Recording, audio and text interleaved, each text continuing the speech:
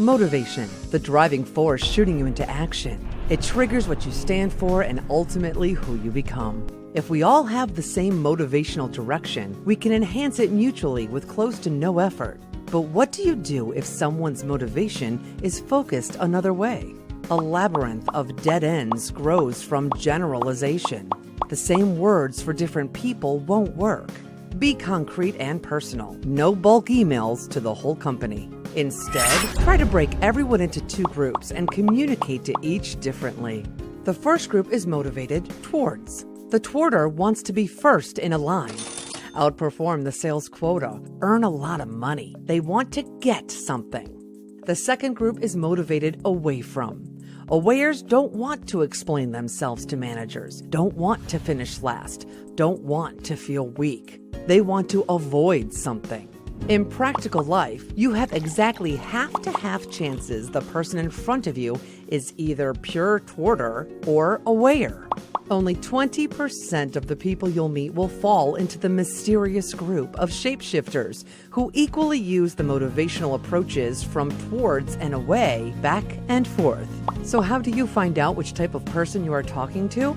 It's hidden in the language. The towarder will always use phrases like, I do want to hit the target, or I want bigger provisions, while the awayer will choose exact opposites. I don't want to miss it. I don't want to be unprepared.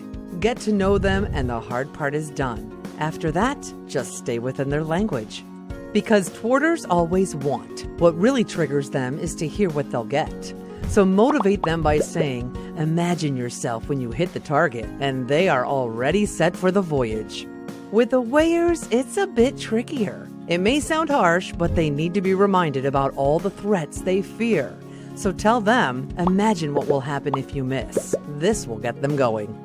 As the approach is different, so are their values. Pros of towards lie in being in an unmanned shot, very easy to manage. Show them the target and they are already halfway there. Having the gift of a tunnel vision and thus ultimate focus. Yet with this type of focus, they tend to never look around and ignore input variables, like donkeys following the carrot on a stick and ignoring possible problems. Not look back, mauling the whole concept of self-reflection. Rarely learn from their own or any mistakes. Awayers can be proud of wide vision, which foresees, avoids, and eliminates dangers.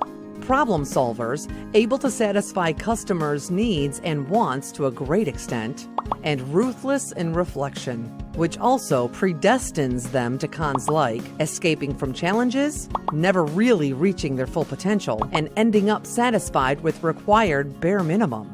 So what are the takeaways here? Listen and pay attention to diversity of your people. Be specific in motivating your people and adjust your communication. Use strengths from both types by assigning them opportunities that fit their type best. A good leader will always know to whom they are speaking.